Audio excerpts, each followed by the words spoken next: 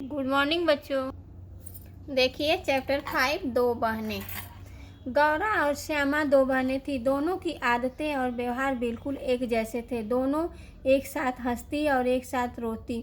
दोनों को साथ साथ भूख लगती, साथ साथ नींद आती, यहाँ तक कि एक दूसरे के मन की बात भी क्षण भर में समझ लेती थी। अंतर था तो सिर्फ रंग का। श्यामा कोयले की तरह काली और गौरा चांदनी की तरह उज्जवल। विद्यालय हो, घर हो या खेल का मैदान, दोनों छाया के समान साथ ही रहती थी। पिता के तबादले के कारण उन्हें भी दूसरे शहर जाना पड़ा। यहाँ सब कुछ नया नया था। नए विद्यालय की नई कक्षा में जो भी मित्रता का हाथ बढ़ाता केवल गौरा की ओर। श्यामा को तो कोई देखना ही नहीं चाहता था। एक दो बार तो श्यामा ने ध्यान नहीं दिया, पर धीरे धीरे उसके मन में ही स्वयं के रंग रूप के कारण हीन भावना आ गई। गौरा को श्यामा के इस व्यवहार से चिंता रहने लगी। उसने निश्चय किया कि वह श्यामा के वास्तविक सच्चे व्यवहार को सबको दिखाएगी। विद्यालय में वार्षिकोत्सव की तैयारियां जोर शोर से होने लगी। नृत्य नाटिका को गौरा मुख्य भूमिका निभा रही थी। विद्यालय में जो कुछ सिखाया जाता गौरा घर जाकर उसका अभ्यास करती। श्यामा भी उसकी नृत्य मुद्राओं को ध्यान से देखती। गौरा के कहने पर दोनों बहनें शाम को एक साथ अभ्यास करने लगीं।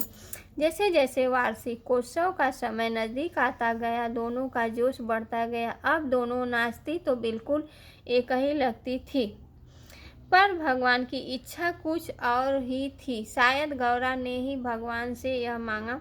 अचानक एक दिन नाचते नाचते गौरा का पाँव मुड़ गया और वह इतनी जोर से गिरी कि उठ ही नहीं पाई। डॉक्टर ने बताया कि मांस फटने के कारण वह 2 सप्ताह तक नाच नहीं पाएगी। विद्यालय की सभी सहेलियां उसके घर आईं। उन्हें भी बहुत चिंता थी कि अब उनका कार्यक्रम कैसे होगा। गौरा ने ही अपने स्थान पर श्यामा को लेने का सुझाव दिया। पहले तो सबने आनाकानी की, पर इसके अलावा उसके पास कोई और विकल्प नहीं था।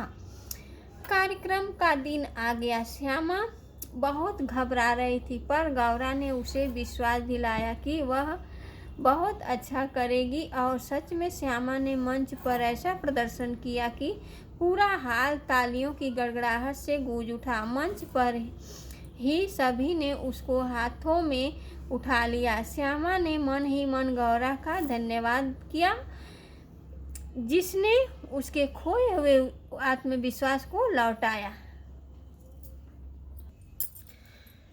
चैप्टर 6 वाघ का बलिदान। बहुत दिन हुए किसी गांव में एक शिकारी रहता था। उसका नाम वाघ था।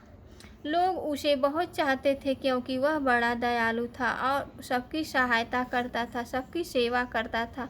एक दिन वाघ जंगल में शिकार खेल रहा था कि उसने एक वृक्ष की छाया में सफ़ेद रंग का एक छोटा सा सांप देखा। सांप मजे से गहरी नींद सो रहा था। अचानक एक सारस उड़ता हुआ आया और सांप को चोंच में दबाकर आकाश की ओर उड़ता हुआ जाने लगा। सांप चिल्लाया, बचाओ बचाओ। वाघ ने तीर मारा और सांप को छोड़कर उड़ता चला गया। सांप नीचे गिर पड़ा। वाघ ने सांप से कहा, अब मैं तेरी जान को कोई संकट नहीं है, अपने घर जा। अगले दिन जब वाघ जंगल में गया तो उसने देखा बहुत से सांप उसकी ओर आ रहे थे। एक क्षण के लिए वह डर गया, परंतु उनमें सफ़ेद सांप भी था। सांप ने कहा, तुमने मुझे पहचाना नहीं? अरे तुमने कल मेरी जान बचाई। वाघ ने पूछा, तुम कौन हो? मैं सांपों के राजा की बेटी हूँ। मेरे माता पिता तुम्हारे बड़े ही आभारी हैं और उन्होंने तुम्हें आमंत्रित करने के लिए अपनी सेना के साथ मुझे भेजा है।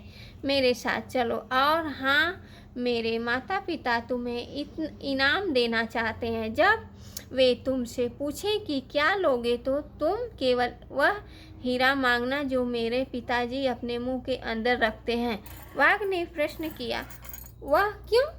सांप ने बताया, अगर तुम वह हीरे को मुंह में रख लो तो तुम पशु पक्षियों की भाषा समझ सकते हो, परंतु सावधान, यह भेद कभी किसी को न बताना, अगर बताया तो तुम पत्थर बन जाओगे। सांप उसे लेकर राजमहल पहुंचे, जहां सांपों के राजा और रानी ने उसका स्वागत किया और कहा, तुमने हमारी बेटी को नया जीवन दिया है, बोलो इनाम में क्या लोगे, जो चाहो मांग लो।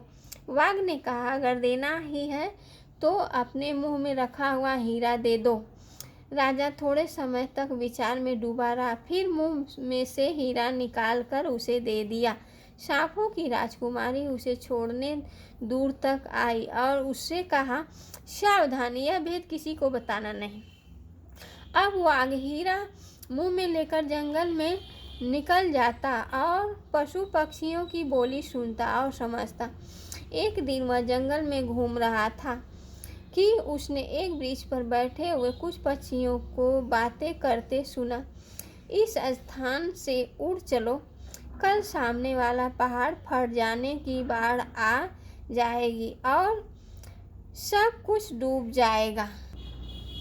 बाघ परंतु गांव में आया और लोगों से कहा, गांव छोड़कर चले जाओ, कल पहाड़ फटने से बाढ़ आ जाएगी और सब कुछ डूब जाएगा। मैं सच कह रहा हूँ, मेरा विश्वास करो। गांव वालों ने कहा, यह सच है कि तुम झूठ नहीं बोलते, परंतु तुम यह कैसे कर सकते हो कि कल बाढ़ आ जाएगी? जब तक हमें यह भेद नहीं बताओगे हम नहीं जाएंगे।